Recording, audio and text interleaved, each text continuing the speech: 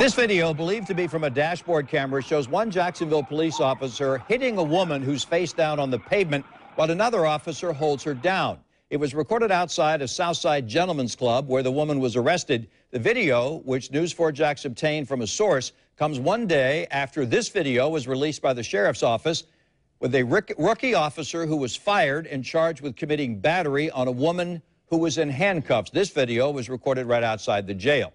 News 4 Jax has shared the video we showed you at first with the sheriff's office, and we asked if it shows the same officer and the same woman. I-Team investigator Lindsey Gardner exchanged text messages with the woman seen on sheriff's office surveillance video, Mayra Martinez. But we begin with Channel 4's Jim Piggott, who spoke with our crime and safety analyst about this new dash cam video. Jim.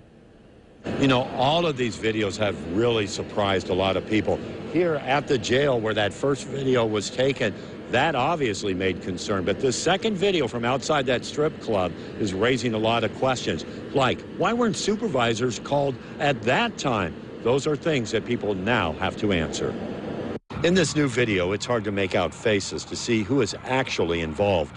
But according to our source, this is video that was shot outside of Score's Gentlemen's Club 2 days ago. It shows a woman who's being arrested. She's laying on the pavement face first. You can hear her screaming. This happened the same day that Martinez was arrested at the club for being drunk and belligerent. According to the police report, she was kicking and biting during the arrest. Our crime and safety expert, Gil Smith, looked at the video in comparison to what was written in the police report. As the camera comes close to the two police officers, they already have her on the ground. Now, they said that she's biting them, but I really can't tell that by the video because the video is not great quality. And that's one thing about videos. You're not always going to get the full picture. And they do strike her in the back 3 or 4 times. He does mention that in the report. He mentions that she's fighting, that she's biting, and he does say that we did have to strike her in the back several times, and that's consistent with the report. Now, this is the video that JSO released. It shows what happened later in the day at the jail when she was being booked. It's much clearer, and it shows Officer Bossati hitting the woman who was handcuffed after she tried kicking him. It also shows others just standing around during the attack and not responding. Only one officer intervened later on. We went to several locations today to try to reach Officer Bossati, but was told he was not around. We did also talk to the FOP, the union that represents officers. They said that Bossati was not a member of the union, therefore it would be inappropriate for them to comment about any of this. Now, coming up all new at 6 o'clock, I also talked to Sheriff Williams this afternoon. He's weighing in on both of these videos and what he has to say about those officers that we saw just standing around. We're live downtown. Jim Piggott, Channel 4, the local station.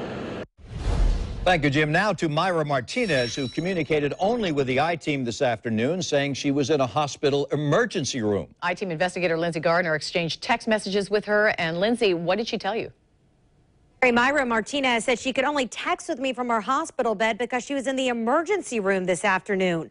Now, she also was able to send me this photo. This is Mayra hours before that violent arrest. She told me she snapped this picture in the parking lot of Scores just before she walked in for her very first shift at work. And you can see she's in the same outfit in the video as she's being beaten. Now, compare that photo with her mugshot taken after the 2 beatdowns. She tells me she remembers very little, and she wrote, "I'm in the ER with injuries. I am extremely mortified by the whole thing, and especially the type of person I'm being made to look. I am a yoga teacher. I utilize the bar industry to help me make ends meet, and I want and need that known. I didn't know any of this happened until I got out. I knew I was hit, but not to the extent, etc. I was and still am confused as to why I was even arrested." I did ask her if she's seen that video. She told me yes. At last check, it's been viewed 510,000 times on our Facebook page alone. Mayra tells me she does remember taking a shot of alcohol at work, and that's where the night got blurry. Now, coming up all new at 6, what Mayra remembers specifically about the officers involved. In the studio, Lindsey Gardner, Channel 4, the local station. Thank you, Lindsay. And we've been looking into that rookie officer's past. It appears he's been in trouble before. According to court documents, a man with his same exact name admitted to stealing clothes from a local store several years ago. And according to an arrest report back in 2008, a 19-year-old with that same name took some items into a dressing room, came out without them, and tried to leave the store without paying. The report said he admitted to doing it and pleaded no contest. But that wouldn't stop any prospective JSO officers from being hired. According to the Sheriff's Office website, an applicant cannot have been convicted of any felony or misdemeanors involving false statement, perjury, or domestic violence.